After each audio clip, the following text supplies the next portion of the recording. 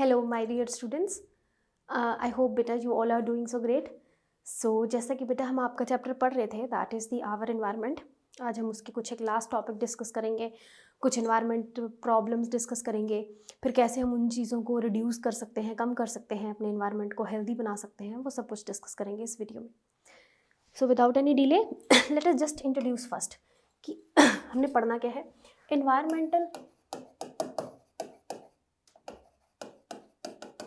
Changes, कि जो हमारा एनवायरनमेंट है इसमें ये चेंजेस कैसे हुई और जो चेंजेस हुई हैं वो how they leads to formation of problems. Means environmental problems कौन कौन सी हैं. ऑफ कोर्स बेटे ये जो एनवायरमेंट प्रॉब्लम्स शुरू हुई हैं this is of course due to some kind of human activities और the pollution we are causing like that activities. ठीक है, तो हम उसको डिटेल में पढ़ेंगे. सबसे पहले बेटा जो सबसे पहला हार्मफुल इफेक्ट है that is the climatic change.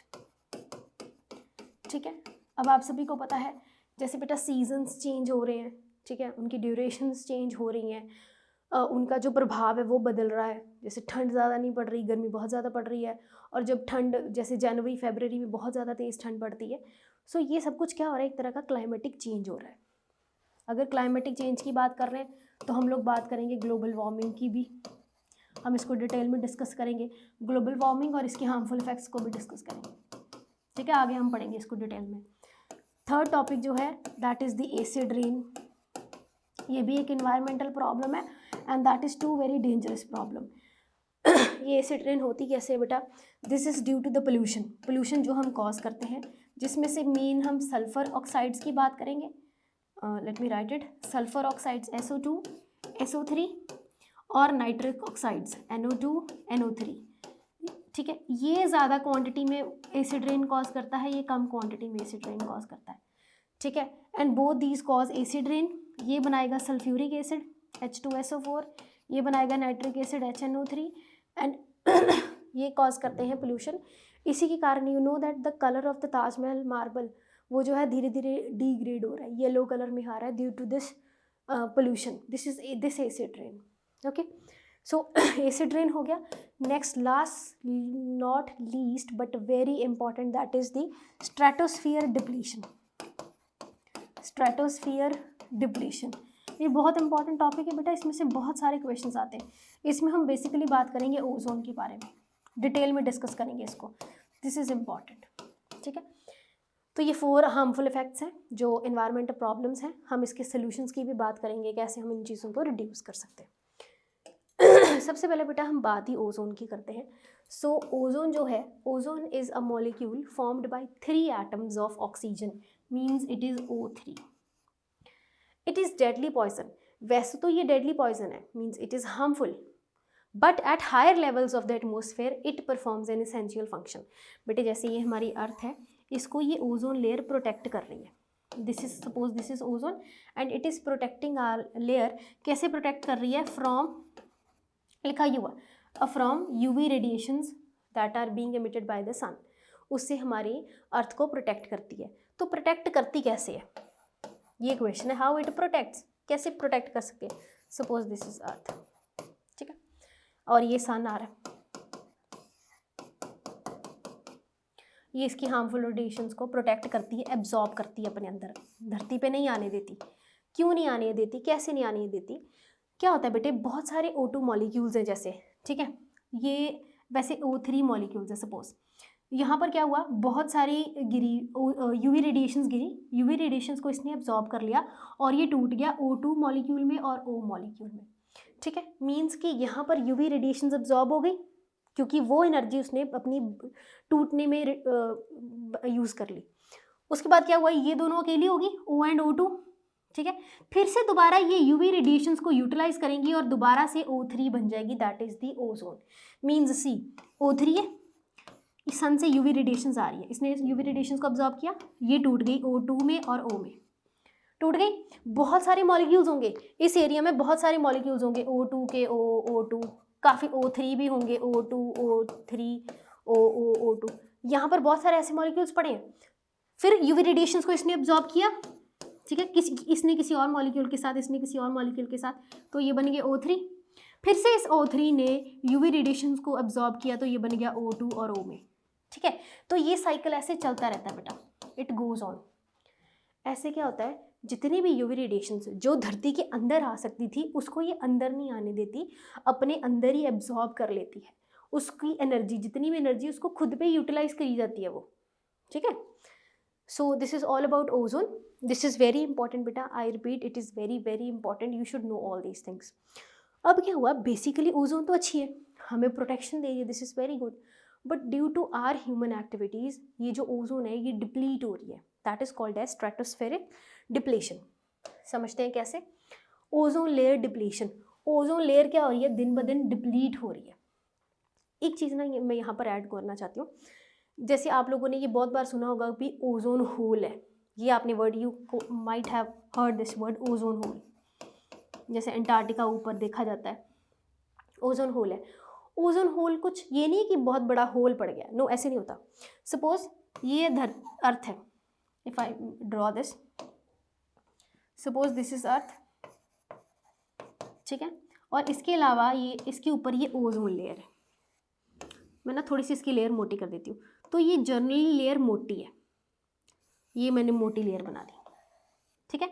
आप देख सकते हैं यहाँ पर ये लेयर मोटी है थोड़ी सी, ठीक है। इस एरिया में ये लेयर हो गई है थिन, ओजोन लेयर थिन हो गई है, और यहाँ पर ये नॉर्मली थिक है। ये जो थिन हो जाती है लेयर, पतली हो जाती है, this is actually called as ozone hair hole, ठीक है, actually called as ozone hair. वहाँ पर लेयर थोड़ी सी पतली हो जाती है, और क्या होता है, यूवी रेडिएशन जो होती है पेनिट्रेट होना शुरू हो जाती है, धरती के अंदर आना शुरू हो जाती है। हाँ जी, अब इसको समझते हैं। The amount of ozone in atmosphere begins to sharp droply in 1980s. Of course, बेटे this is due to the human activities. पढ़ेंगे हम कैसे।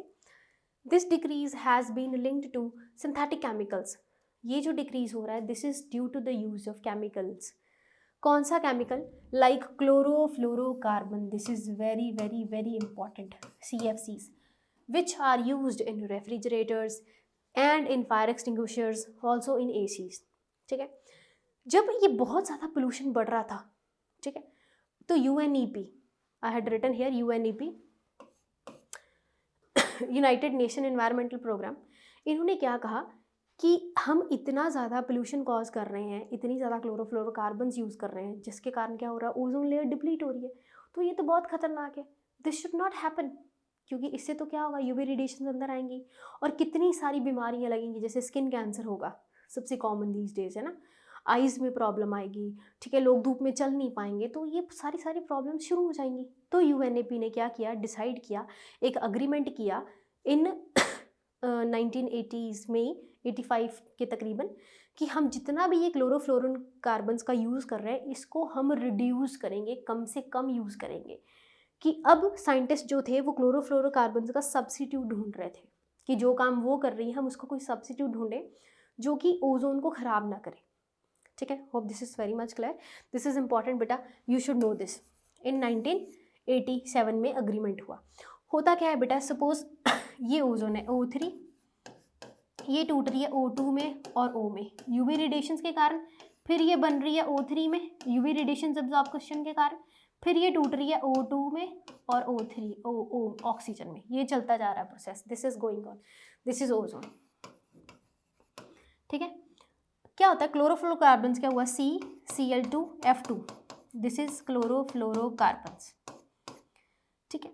ये भी क्या हुआ, ये जब एटमॉस्फेयर में ऊपर जाती है तो ये ब्रेक कर जाती है, तो इसमें से क्या होता है, ClF2 जो है, यहाँ से एक क्लोरीन मॉलिक्यूल जो है वो रिड्यूस हो जाता है, निकल जाता है, यहाँ से एक क्लोरीन मॉलिक्यूल निकल गया। जब वो निकल गया बेटे, तो क्या होगा, वो वाला मॉलिक्यूल जो होगा, ये वाला क्लोरीन निकला, सपोज ये वाला क्लोरीन मॉलिक्यूल यहाँ पर जाके इस ऑक्सीजन के साथ बॉन्ड बना लेगा, ठीक है बेटा, इस ऑक्सीजन के साथ जाके मॉलिक्यूल बना लिया, तो इसने यहाँ से इसको ब्रेक कर दिया, इस चेन को ब्रेक कर दिया। अब ये ऑक्सीजन तो अकेला रह गया, ये ऑक्सीजन किसके साथ बॉन्ड बना के O3 बनाएगा, this oxygen left with nobody. तो धीरे धीरे क्या होगा, ये और क्लोरीन निकलता जाएगा, ये और ऑक्सीजन के साथ बाइंड करता जाएगा, ये ऑक्सीजन के साथ बाइंड करके बना देगा ClO, और अकेला ऑक्सीजन रह गया, वो किसके साथ मॉलिक्यूल बाइंड करेगा और कैसे वो ओजोन बनाएगा। तो धीरे धीरे क्या होगा, जो ओजोन लेयर है वहाँ से थिन होनी शुरू हो जाएगी, पतली होनी शुरू हो जाएगी, ठीक है। अब ये मॉलिक्यूल टूट गया, अब ये वेकेंट रह गया, this is alone, this has nobody to make a bond, then again this O3, ये O3 नहीं बनेगी, ये ओजोन ही नहीं बनेगी। तो ये जो कनेक्शन, जो एक चेन चल रहा था, सीरीज चल रही थी, उसको इस क्लोरोफ्लोरोकार्बन के क्लोरीन ने ब्रेक कर दिया और खुद बॉन्ड बना लिया। ऐसे करते करते बेटा क्या हुआ, ओजोन लेयर जो है वो पतली होनी शुरू हो गई, डिप्लीट होना शुरू हो गई। This is due to this chlorine which is coming from this chlorofluorocarbons. Okay, I hope this is very much clear. जब भी आपको ये क्वेश्चन आए, ठीक है, ओजोन के ऊपर या क्लोरोफ्लोरोकार्बन्स के ऊपर, do try to make some kind of these flow charts, some kind of these reactions. उससे हमारा आंसर क्या आता है, थोड़ा सा इंप्रेसिव लगता है, ठीक है, तो अच्छे नंबर आते हैं। So this is all about ozone layer depletion. I hope this is very much clear to everybody. Now what are the effects of ozone depletion? This is very very very important. सबसे पहले बेटा skin cancer, cataract of eye, eye का problem, then inhibit photosynthesis. Of course photosynthesis भी inhibit करेगी, क्योंकि बेटे जो photosynthesis होता है उसका एक अपना स्पेक्ट्रा होता है, ठीक है, उसके अकॉर्डिंग वो लाइट एब्जॉर्ब करता है और वो प्लांट जो है खाना बनाता है। तो ये फोटोसिंथेसिस को भी रिड्यूस करता है, इनहिबिट करता है। अगर ये फोटोसिंथेसिस इनहिबिट कर रहा है तो क्रॉप यील्ड भी क्या होगी बेटा, डिक्रीज होगी, ऑफ कोर्स होगी वो तो, है ना। हाँ जी, नेक्स्ट ना एक ये फोटो है, you can see this is the earth and this is troposphere, this is stratosphere, और उसके बीच में ओजोन होती है अप्रॉक्सीमेटली फ्रॉम 10 to 50 किलोमीटर्स के बीच में, इतना डिस्टेंस पे ये ओजोन है, ठीक है। ओजोन क्या कर रही है, यूवी रेडिएशन गिर रही हैं। अब यहाँ ध्यान से देखिए, यहाँ पर ओजोन है मोटी, काफ़ी थिक है, ठीक है, here the ozone is thick, let me write it, here ozone is thick, I don't know whether it is visible, let me use another pen, ठीक है, ठीक है। और यहाँ पर देखिए ये बहुत थिन लेयर है, there is the thin layer of ozone, this is due to ozone depletion, ठीक है, जिसके कारण क्या हो रहा है, सारी की सारी जो रेज हैं वो सारी की सारी यहाँ पर अर्थ एटमोसफेयर में एंटर कर रही हैं, ट्रोपोस्फेयर में एंटर कर रही हैं, ठीक है बेटा। So I hope this is clear. हाँ जी, नेक्स्ट जो हमारा कॉज है, जो इन्वायरमेंटल प्रॉब्लम है, that is the global warming. Global warming पढ़ने से पहले हम एक वर्ड से समझते हैं, that is the green house effect. ये ना अक्सर बच्चों को कन्फ्यूजन हो जाती है कि मैम ग्रीन हाउस इफेक्ट क्या है, कुछ भी डिफ़िकल्ट नहीं है। Sometimes we go to nursery, तो वहाँ पर क्या होता है, उन्होंने ना उसके ऊपर एक ग्रीन शेड डाला होता है, जो छोटे छोटे प्लांट्स होते हैं उनको प्रोटेक्ट करने के लिए। ग्रीन शेड का मतलब क्या होता है कि वो जो ग्रीन शेड है वो एक कमरे की तरह एक्ट कर रहा है, कि जितनी टेम्परेचर अंदर होना चाहिए, जितना प्लांट को चाहिए उतना वो मेंटेन करते हैं। जैसे हमारी धरती है, इस यहाँ पर कहीं जगह पर बहुत ठंड है, कहीं जगह पर बहुत गर्मी है, तो इसका एक एवरेज ग्लोबल टेम्परेचर है, ठीक है, ना ही वो बहुत ज़्यादा कम है ना ही वो बहुत ज़्यादा है। तो वो जो टेम्परेचर मेंटेन रह रहा है अर्थ का, वो रह रहा है, this is due to the green house effect, क्योंकि जो अर्थ के अराउंड एटमोसफियर है वो क्या करता है, कुछ रेडिएशंस अंदर आ रही हैं अर्थ के अंदर और उनको एब्जॉर्ब करता है, ताकि धरती का टेम्परेचर जो लिटिल वार्म भी रहे, बिल्कुल ठंड ना पड़ जाए, तो वो ग्रीन हाउस इफेक्ट हो गया। This green house effect is maintained by green house gases, ठीक है, कुछ एक गैसेस होंगी ग्रीन हाउस गैसेस जो इस ग्रीन हाउस इफेक्ट को मेंटेन कर रही हैं, ठीक है। ये है green house gases. First is carbon dioxide, that is the 60%, methane is 20%, chlorofluorocarbon is 14%, nitrogen oxide is 6%। But एक चीज़ कई बार बच्चे कंफ्यूज हो जाते हैं, कार्बन मोनोऑक्साइड जो है, it is not a green house gas, वो ग्रीन हाउस गैस नहीं है, ठीक है।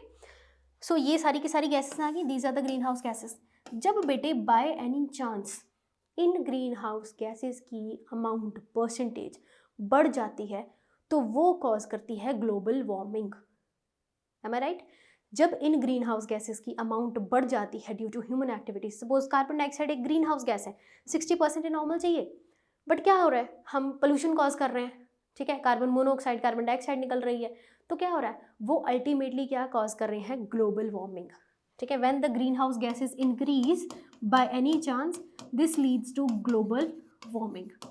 अब ग्लोबल वार्मिंग का मतलब क्या होता है, जो धरती का नॉर्मल टेम्परेचर है, जो ये ग्रीन हाउस इफेक्ट मेंटेन कर रहा था with the help of these green house gases, अब वो ग्रीन हाउस गैसेस की अमाउंट बढ़ रही है, उसके कारण क्या हो रहा है, ग्लोबल वार्मिंग हो रही है। ग्लोबल वार्मिंग मीन्स अर्थ का जो एक एवरेज टेम्परेचर है वो जो है वो इंक्रीज हो रहा है, गर्मी बढ़ रही है धरती के ऊपर, ठीक है। I hope these 3 words are totally clear to you. अब हम इसकी डेफिनेशन समझते हैं. It is increase in average global temperature due to increase in amount of green house gases in the earth atmosphere. ठीक है, नॉर्मली ग्रीन हाउस गैसेज तो अच्छी हैं, वो अच्छा काम कर रही हैं, but due to this increase in greenhouse gases, this leads to global warming. I hope this is clear to all of you. अब जब ग्लोबल वार्मिंग हो रही है, धरती का टेम्परेचर बढ़ रहा है, तो कई जगह पर बेटे क्या हो रहा है, जैसे ग्लेशियर्स वगैरह. अब अगर यहाँ पर नॉर्मल टेम्परेचर बढ़ रहा है तो ग्लेशियर्स पे भी टेम्परेचर बढ़ेगा, तो क्या होगा, वहाँ पर आइस क्या करनी शुरू होगी, मेल्ट होनी शुरू होगी. ठीक है, जब वो मेल्ट होगी तो पानी बहेगा, उसके कारण फ्लड्स आएंगे. सो ये सारे के सारे ग्लोबल वार्मिंग के हार्मफुल इफेक्ट्स हैं, वेरी इंपॉर्टेंट. हाँ जी, अब समझते हैं what are the effects of global warming. This is important. सबसे पहले बेटा rise in sea level. I already told you because there will be melting of glaciers. पानी बहना शुरू हो जाएगा. ठीक है, उससे फ्लड्स वगैरह भी आएंगे. यहाँ पर मैं लिख देती हूँ, इट लीड्स टू फ्लड्स. ठीक है, ड्रॉट्स भी आएंगे, वो भी समझेंगे. इंक्रीज इन ग्लोबल टेम्परेचर, जो धरती का ग्लोबल टेम्परेचर है धरती का, वो भी इंक्रीज हो रहा है, जिसके कारण क्या होगा बेटे, फोटोसिंथेसिस का रेट कम हो जाएगा, क्योंकि टेम्परेचर नहीं लगेगा प्लांट्स के लिए, है ना. ग्रीन हाउस गैसेस बढ़ेंगी, सफोकेशन क्रिएट होगी. Then ecological disturbances, of course ecological disturbance तो होगी. ठीक है, फूड चेन्स डिस्टर्ब होनी शुरू होंगी, कुछ एक ऑर्गेनिज्म मरना शुरू हो जाएंगे. Next is human diseases. Of course बेटे this global warming also cause human diseases. So many human diseases which are caused by due to this human activities. So these all are the effects of global warming. This is very important. Next, जो last topic है हमारा इस chapter का, that is the managing the garbage we produce. जब मैंने first video कराई थी तो मैंने आपको बोला था कि हम 2 तरह का वेस्ट प्रोड्यूस करते हैं. एक होता है बायोडिग्रेडेबल, एक होता है नॉन बायोडिग्रेडेबल. ठीक है, बायोडिग्रेडेबल तो we know that how to decompose it. It's very easy. अगर आप एक पिट खोदो तो उसमें डाल दो जितना भी बायोडिग्रेडेबल वेस्ट है. अर्थवॉर्म्स कितने सारे माइक्रो ऑर्गेनिजम्स को डीकम्पोज करेंगे, उससे हमें एक फर्टिलाइज़र खाद मिलेगी, नेचुरल ऑर्गेनिक खाद मिलेगी, फिर हम उसको प्लांट्स को डाल सकते हैं. ठीक है, that leads to formation of an organic farming. इसके अलावा और भी बहुत तरह का वेस्ट होता है. नाउ इम्पॉर्टेंट इज़ कि अगर हम इसको मेथड को, वेस्ट को जो डिस्पोज करना चाहते हैं, तो कैसे कैसे हम इसको रिड्यूस कर सकते हैं, कैसे कैसे हम इसको ठीक कर सकते हैं. छोटी क्लासेस में आपने पढ़ा होगा R3, रीयूज़, रिड्यूस, रिसाइकल. वो तो चीज़ है ही है. वैसे आप सभी को पता है कि हमें प्लास्टिक कम से कम यूज़ करनी चाहिए, बिकॉज प्लास्टिक जो होती है वो नॉन बायोडिग्रेडेबल है. अगर हम कोई हार्मफुल केमिकल यूज़ कर रहे हैं तो वो बायोलॉजिकल मैग्नीफिकेशन भी शो कर सकता है. अगर हम उसको बर्न करते हैं तो वो एयर में एंटर करती है, एयर पोल्यूशन कॉज करती है. तो प्लास्टिक को रिड्यूस करके हम कुछ ऐसे बैग्स यूज़ कर सकते हैं जिसको हम रीयूज़ करें, है ना. उसको रीयूज़ करेंगे तो अच्छा रहेगा हमारे लिए. हम ज़्यादा वेस्ट नहीं क्रिएट करेंगे. जितना घर का बायोडिग्रेडेबल वेस्ट है उसको अच्छे से यूज़ किया जाए. इसके अलावा बेटे कुछ एक ऐसे वेस्ट होते हैं जिसको हम खुद ऑटोमेटिकली मतलब डिकम्पोज नहीं कर सकते, डिग्रेड नहीं कर सकते. जैसे हॉस्पिटल्स का वेस्ट है कुछ, अगर हम उसको ऐसे थ्रो अवे कर देंगे तो क्या होगा, वो तो डेंजरस है. क्योंकि हॉस्पिटल से तो कितनी तरह का वेस्ट निकलता है. कॉटन्स निकलते हैं, ठीक है, सम काइंड ऑफ बैंडेजेस निकलती हैं. इसके अलावा सिरिंजेस होती हैं, इंजेक्शंस होते हैं. तो सिरिंजेस इंजेक्शंस को डिग्रेड करना इज़ वेरी टफ. उसके लिए एक अलग अलग मेथड्स होते हैं उस वेस्ट को मैनेज करने के लिए. तो पहले तो हम इतना समझते हैं कि सबसे पहले एक चीज़ हमने पढ़ ली R3, that is reduce, reuse and recycle. ठीक है, नेक्स्ट इज हम क्या करेंगे, बायोडिग्रेडेबल और नॉन बायोडिग्रेडेबल को सेपरेट करें. ठीक है, जब हम उनको सेपरेट करेंगे, ठीक है, मतलब सेग्रीगेशन शो करेंगे. सेग्रीगेशन ऐसे लिख देती,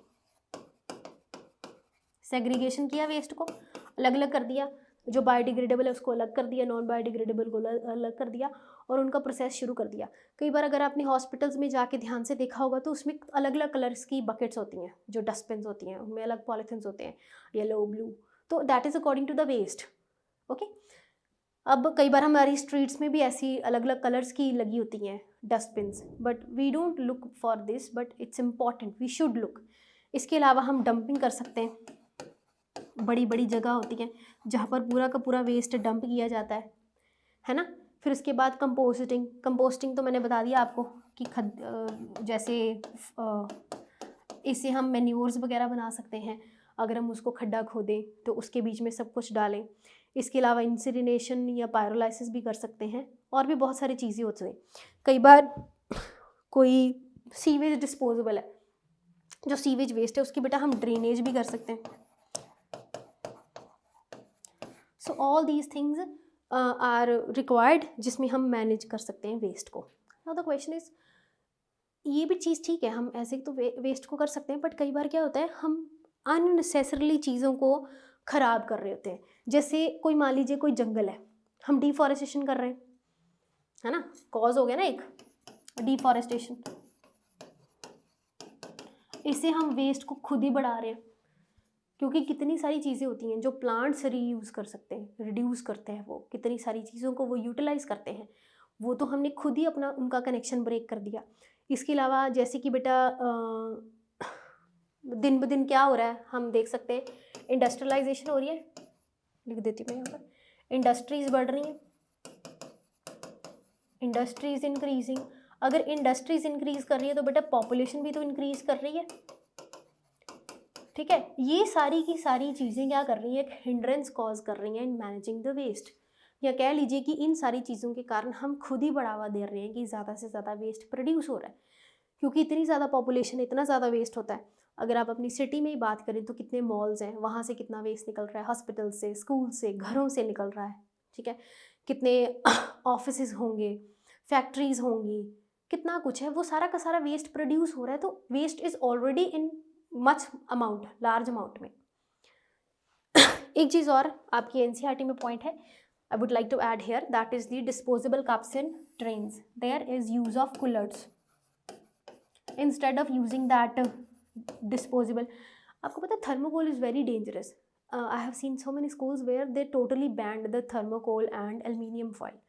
अगर किसी बच्चे को प्रोजेक्ट भी बनाना है ना, तो स्कूल वाले इज़ ऑलवेज इंसिस्टिंग कि not to use thermocol, instead of thermocol we should use that cardboards, cartons, वो यूज़ किया जाए।